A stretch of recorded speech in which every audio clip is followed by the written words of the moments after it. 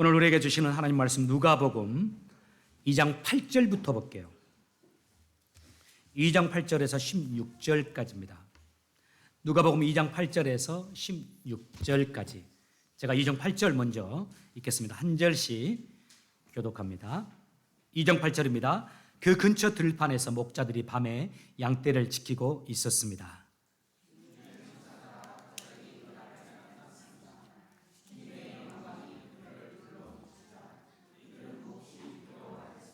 천사가 그들에게 말했습니다. 두려워 말라. 보아라, 모든 백성을 위한 큰 기쁨의 소식을 가지고 왔다. 오늘 다윗의 마을에 너희를 위하여 구세주께서 태어나셨다. 그는 곧 그리스도 주님이시다. 포대기에 쌓여 구유에 누워있는 아기를 볼 것인데 이것이 너희에게 주는 증거이다. 갑자기 그 천사와 함께 많은 하늘 군대가 나타나 하나님을 찬양하였습니다. 높은 곳에서는 하나님께 영광, 땅에서는 하나님께서 기뻐하시는 사람들에게 평화. 천사들이 목자들에게서 떠나 하늘로 사라지자 목자들이 서로 말했습니다.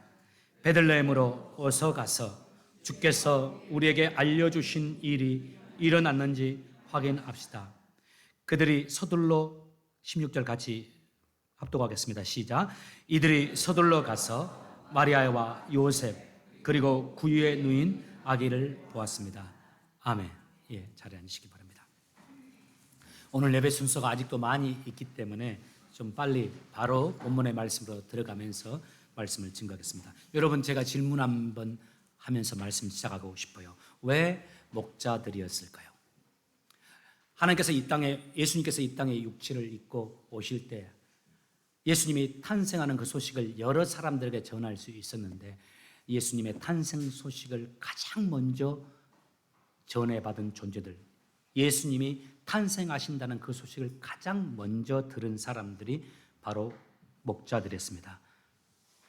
우리가 다 알다시피 세상의 메시아 되는 예수님 탄생 무렵에 이스라엘의 많은 사람들이 예수님 메시아를 기다리고 있었습니다. 온 세상을 구원할 메시아를 기다렸어요.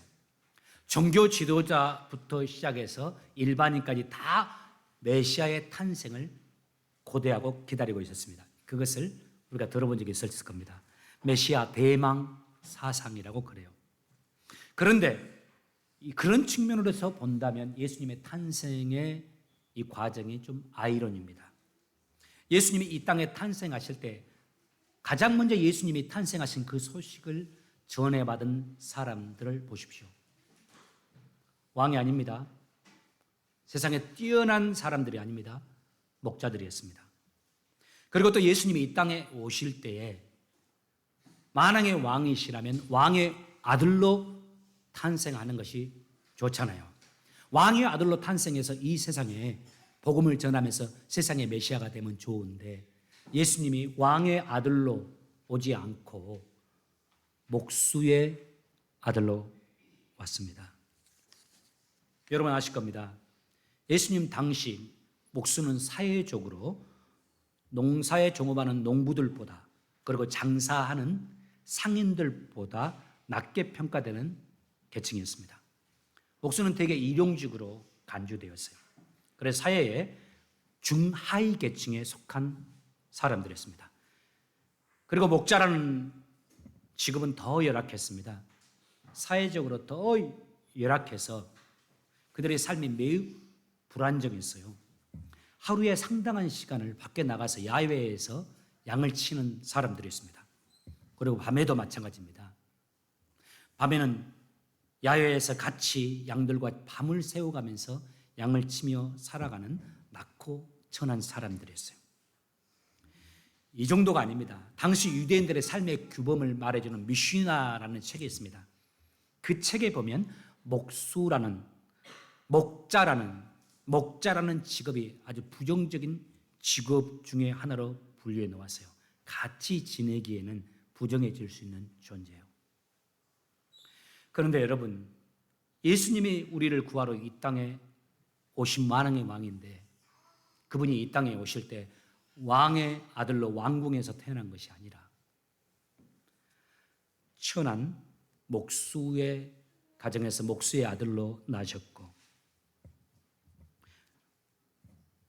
양을 치던 목자들 가운데 당신의 탄생 소식을 가장 먼저 알려주었습니다.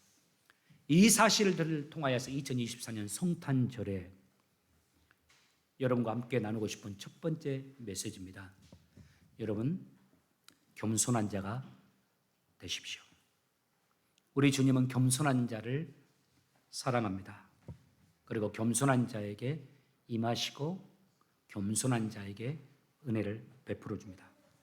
여러분, 누군가가 여러분을 소개할 때 어떻게 여러분을 소개했으면 좋겠습니까?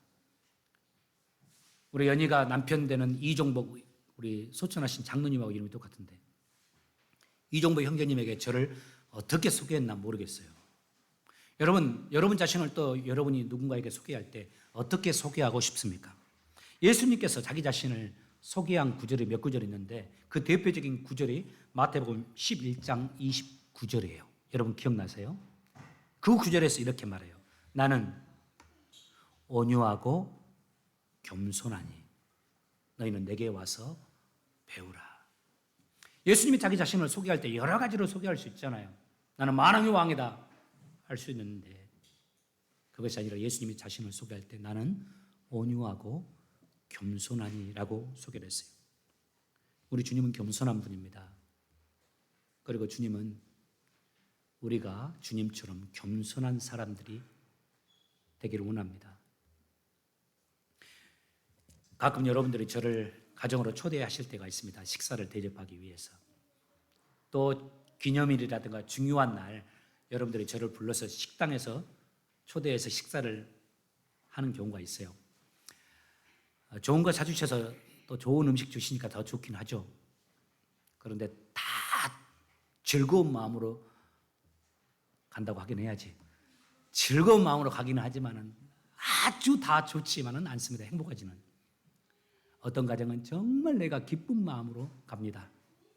음식이 좋아서요? 아닙니다. 그 집이 좋은 집이어서요? 아닙니다. 사람들입니다. 내 앞에 겸손한 사람들, 나를 목회자로 대우하면서 주의 종으로 대우하면서 목사님 하면서 축복해 주세요 하면서 진심으로 저 앞에 겸손을 표한 분들, 저는 그분들이 저를 부르면 아주 기뻐요. 음식에 상관없이 기쁨으로 달려가죠. 우리 주님도 똑같습니다. 우리 주님은 겸손한 자들과 함께하는 것을 좋아합니다. 겸손한 심령 속에 임하실 때 주님은 편안해 하십니다. 여러분들에게 제가 12년 목회함 동안에 이 이야기 많이 했을 것 같아요. 여러분 저를 보세요. 주님의 은혜는 마치 물과 같습니다. 여러분 하나님이 우리를 축복해 주시고 우리에게 은혜 베풀어 주셔야만 우리 인생에 생명이 있고 잘 풀리잖아요. 그런데 그 주님의 은혜는 물과 같습니다. 물은 생명이잖아요. 아무것도 아닌 것 같지만 물 없이는 우리가 살 수 없잖아요. 물은 우리를 살리잖아요. 주님의 은혜는 아무것도 아닌 것 같지만 주님의 은혜가 살리잖아요. 주님의 은혜 없이는 우리는 살 수 없잖아요. 그런데 여러분, 그 주님의 은혜와 같은 그 물 보세요. 어디로 흐릅니까? 조금이라도 낮은 곳으로 흐릅니다. 물은 높은 곳에서 낮은 곳으로 흐르게 되어 있죠. 주님의 은혜도 마찬가지입니다. 반드시 낮은 심령에 임해요. 오늘날은 높아져라. 자꾸 높아지라고 말합니다. 세상에서도 높아지라고 하잖아요. 더 높아지기 위해서도 공부도 많이 하고 더 높아지기 위해서도 사업도 열심히 하잖아요. 교회에서도 마찬가지잖아요. 자꾸만 높아지라고 그래요. 그러다 보니 어떤 현상이 일어납니까? 결과 뭡니까? 사회도, 교회도, 가정도 평안이 없고 은혜가 없어요. 아내가 늘 높아지려고 더 큰 소리 내잖아요. 남편이 늘 높아지려고 큰 소리 내잖아요. 목사는 더 높아지려고 교회에서 더 큰 소리 내잖아요. 장로님들도 마찬가지잖아요. 그러니까 평안이 없잖아요. 그런데 남편이 아내에게, 아내가 남편에게 겸손하게 대하는 분 가정을 보십시오. 그거 볼 필요도 없지 않습니까? 교회 장로님들이, 목사님들이 리더십이기 때문에 앞에서 인도는 하지만 겸손하게 행하는 그 교회 보세요. 웃음이 있습니다. 주의 은혜를 사모하는 분들이 계실 겁니다. 이곳에. 전에는 주님의 은혜가 내 안에서 넘쳤는데 요즘에는 왜 이렇게 내 심령이 허한지 모르겠다고. 내가 주님의 사랑이 전에는 내 심령에서 차고 넘쳤는데 왜 이렇게 답답한지 모르겠다 하는 분들 계신가요? 혹시? 그런 분들 계시다면 제가 질문하고 싶어요. 당신 옛날에 있었던 그 겸손 지금 당신에게 있습니까? 그 주님의 은혜가 내게 있었을 때에 그때의 내 심령의 겸손이 지금 여러분에게 그 겸손이 있는가 하는 겁니다. 목사여도 겸손하지 못한다면 주님의 은혜 없습니다. 설교를 많이 하고 많은 성도를 이끈다 할지라도 뛰어난 능력의 목회자라 인정받아도 그 심령의 진심으로 겸손하지 않다면 주님의 은혜가 흘러가지 않습니다. 2023년 성탄을 맞이해서 주님의 이름으로 여러분을 축복하고 싶습니다. 여러분 겸손한 여러분들 되시길 예수 이름으로 축복합니다. 겸손의 성품 예수님을 닮아가길 바랍니다. 사회에서도 우리 주전한 교인들은 겸손하다 평가받기를 원해요. 가정에서 남편이 아내를 보면서 겸손하다, 아내가 남편을 보면서 우리 남편 겸손하다 인정할 수 있는 그런 일들이 있기 바랍니다. 2023년 성탄절 맞이해서 두 번째 함께 나누고 싶은 말씀입니다. 여러분, 이 말씀을 전하고 싶어요. 예수님을 구주로 영접하고 예수님을 영접해서 하나님의 자녀가 되시고 천국을 선물로 받으십시오. 이 상투적인 말을 오늘 다시 성탄절을 맞이해서 여러분에게 하고 싶어요. 여러분 예수님을 여러분의 구주로 영접하고 그래서 하나님의 자녀가 되시고 천국을 선물로 받으십시오. 예수님께서 이 땅에 오신 이유를 이렇게 설명했어요. 이 설명은 다른 사람이 예수님에 대해서 설명한 것이 아니라 자기 스스로 내가 이 땅에 아기의 모습으로 온, 인간의 모습으로 온 그 이유를 스스로 설명하신 거예요. 자, 마태복음 20장 28절입니다. 같이 한번 읽겠습니다. 시작. 인자가 온 것은 섬김을 받으려 함이 아니라 도리어 섬기려 하고 그 다음 빨간 것이 시작. 자기 목숨을 많은 사람의 대속물로 주려 함이니라. 예수님이 자기에 대해서 설명을 이렇게 한 거예요. 여러분 이 세상에 이런 목적을 가지고 세상에 태어난 아기가 어디 있습니까? 죽으러 왔대요. 십자가에 죽으러 왔대요. 무엇 때문에 죽는다는 거예요? 다른 사람을 위해서요. 우리를 살려주기 위해서 당신이 죽으러 온 겁니다. 여러분 세상에 종교를 상징하는 모습들 보세요. 한번 띄워줘 보십시오. 이슬람교 저 초승달에 별이 하나 있죠. 얼마나 이 초승달이 힘이 있습니까? 유대교 이 육각형 별 왕국을 상징합니다. 또 오른쪽 위에 저 만자라고 부르죠. 불교의 상징입니다. 세상의 복과 축복 그리고 건강을 상징하며 삼라만상의 진리가 다 들어있다고 하죠. 이 세 가지 다 다른 종교들은 힘이 있고 박습니다. 활기찹니다. 다 사인들이. 그런데 우리 기독교를 보세요. 십자가입니다. 십자가 상징하는 건 뭡니까? 사형틀입니다. 희생입니다. 죽음입니다. 죄인을 매다는 곳입니다. 다른 종교들은 다 힘을 상징하고 활기찬 것을 내세우지만 우리 기독교는 그러지 않습니다. 죽음을 의미합니다. 자신을 내어줌을 의미합니다. 바로 예수님 십자가에 달리셔서 우리에게 생명 주시기 위해서 이 땅에 오시고 진실로 십자가에서 죽으시고 우리에게 생명 주신 그분을 우리가 믿는 겁니다. 로마서 10장 9절과 10절에서 주님이 이렇게 말씀하세요.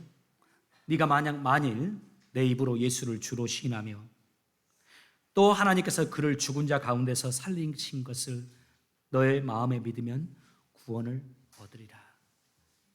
사람이 마음으로 믿어 의에 이르고, 넘겨주세요. 사람이 마음으로 믿어 의에 이르고 입으로 시인하여 구원에 이르느니라. 여러분 다 제와 이제 10년 넘게 지냈으니까 아실 겁니다. 저는 예수 영접 기도를 억지로 시키지 않습니다. 그냥 억지로 따라하라고 그러면 구원받는다고 저는 그래 본 적이 한 번도 없어요. 그렇게 하면 구원받는데 도움은 될 수는 있습니다. 그러나 억지로 따라한 그 기도, 영접 기도, 구원에 이르지 못합니다. 그러나 어린아이를 할지라도 예수님이 나를 위해서 죽으시고 내게 생명 주시기 위해서 이 땅에 오셨음을 믿는 것, 예수님의 죽으심과 부활하심이 나의 죽음이고 나의 부활을 믿고서 어린아이들이 할지라도 마음으로 믿고 입으로 시인하면 그 순간에 그에게 구원이 임하게 되어 있어요. 그래서 저는 한 번도 무작정 따라하라고 한 적이 없어요. 그러나 물어보고 진실로 예수를 영접하는가 묻고 입으로 고백하고 예수 영접을 하게 했어요. 어제도 우리 아이들에게 그냥 진심으로 물어보았고 그 진심의 고백을 들었습니다. 예수님 십자가에 달려 돌아가실 때 예수님 옆에 달렸던 강도 기억하실 겁니다. 그가 예수님이 십자가에 죽으신 이후로 가장 먼저 구원에 이른 은총을 입은 사람인데 그 존재가 강도였어요. 그 존재, 십자가에 달려서 예수님을 마음으로 믿고 예수님을 입으로 시인했을 때, 믿음을 시인했을 때 예수님께서 오늘 너와 내 영혼이 나와 함께 있으리라고 하시면서 낙원을 허락해 주셨잖아요. 여러분, 2023년 성탄을 맞이해서 여러분에게 권합니다. 다 예수님을 영접하십시오. 혹시 아직까지 예수님을 내 구주로 영접하지 못한 분이 있다면, 그리고 그런 분들 가운데 영접하고자 하는 분이 있다면 여러분 제가 도와드리겠습니다. 언제든지 요청하세요. 오늘 예수님을 영접하고 싶다면 예배 후에 저를 찾아오십시오. 오랜 시간 걸리지 않습니다. 진심으로 그 믿음으로 마음에 믿는 그 믿음을 믿고 입으로 시인하면 주님의 구원이 여러분에게 임합니다. 그런 의미에서 이제 세례식 곧 진행할 텐데 2분 남았습니다. 설교. 아이들이 있으니까 참 빨리빨리 설교를 끝내려니까 힘드네요. 그런 의미에서 오늘 참 우리는 귀한 예식을 앞두고 있어요. 세례식과 입교식이에요. 지난 12년 동안 중고등부 학생들 우리가 늘 아이들이 있었으니까 세례를 많이 줬지만은 어제만큼 제가 좋고 감동스러운 적이 없었어요. 그래서 집에 가서도 제가 너무 좋았다고 하면서 제 아내와 우리 큰아이 기쁨이에게 아이들 문답하면서 신앙 고백하는 그 일을 나눴거든요. 예수님을 내가 믿습니다. 예수님이 나에게 생명 주신 분을 믿습니다. 예수님이 십자가에서 나의 죄를 사해 주시고 부활하신 것을 내가 믿습니다. 라는 그 마음의 믿음을 마음으로 믿어 그랬잖아요. 마음으로 믿는 그 믿음을 아이들이 입으로 시인했어요. 그리고 그 믿음을 시인한 것을 이제 대중 앞에서 상징적으로 고백하는 행위가 바로 세례입니다. 옛날에는 침례로 했었죠. 물속에 들어갔을 때 죽음을 의미하잖아요. 예수님의 십자가를 의미합니다. 내가 영적으로 예수님의 십자가가 나의 십자가임을 고백하고 그 속에서 내가 영원한 생명을 얻었음을 고백하는 거예요. 그리고 예수님이 십자가에서 부활하신 것을 또 물속에서 다시 나옴으로 내가 다시 살고 그 부활이 나의 부활임을 고백하는 거예요. 그러면서 어제 문답하다가 부활이 예수님의 부활뿐만 아니라 우리 영혼의 부활이기도 하고 예수님이 다시 오실 때 그때 우리도 다시 예수님의 몸과 같이 부활한다는 것을 의미한다. 믿느냐 했더니 그때는 두 아이가 따로 있었거든요. 문답을 그때 믿는데요. 그 아이 이름은 따로 말하지 않을게요. 야, 너희 엄마 그 부활 너 그 부활 기다려? 그랬더니 제가 질문했거든요. 자기가 그 부활 기다린대요. 예수님이 다시 오실 때 자기도 다시 부활할 거 기다린대요. 진짜? 그랬더니 진짜래요. 그러면서 제가 말했어요. 목사님도 진짜 기다려요. 근데 네 엄마 기다리지? 예. 진짜 네 엄마 기다리지? 그랬더니 엄마가 예수님의 부활을 기다리는데 자기 알대요. 그러면 얘가 조금 눈시울이 적셔지더라고요. 내가 그걸 보니까 저는 감성적인 사람이라서 내가 눈물이 더 이렇게 글쓴 걸 생각했는데 예수님의 죽으신 부활 그걸 나의 믿음으로 받고 또 내가 다시 나도 영원토록 부활하여 하나님 나라에 살 것을 믿음으로 고백하는 행위가 세례입니다. 다 자기의 믿음으로 고백했어요. 우리 하른이도 어린아이. 그리고 입교 설명을 좀 할 필요가 있어요. 부모님들에게 질문한다고 그래요. 이번에 애들이. 우리 이 목사님이 너무 잘 가르쳐가지고 모르는 것을 부모님한테 질문하니까 부모님들이 답하기 힘든 것 같아요. 입교라는 말이 있어요. 교인이 되었다 이런 말이기도 하는데 한국말로 좀 힘들어요. 근데 영어가 좋습니다. 영어로 뭡니까? confirmation이라고 그래요. confirm 하는 거예요. confirm. 뭘 confirm합니까? 어렸을 때 여러분 통해서 유아 세례 받았잖아요. 오늘 마르크스처럼 유아 세례 받는데 자기 믿음으로 받지 않았잖아요. 여러분 믿음으로 받았잖아요. 나이가 들어서 자기 의지가 생깁니다. 그래서 약 12세, 13세, 14세 교단마다 좀 다릅니다. 그때는 자기 의지가 생기잖아요. 그때 어렸을 때 받았던 그 세례가 부모를 통해서 받았는데 이제 내 믿음으로 나의 세례였음을 컨펌하는 겁니다. 선서하면서 그것을 입교식 컨퍼메이션이라고 불러요. 오늘은 유아세례 그리고 세례식 그리고 컨퍼메이션 입교를 같이 진행하도록 하겠습니다. 자, 설교 마치도록 할게요. 세례식 진행하도록 하겠습니다. 유아세례부터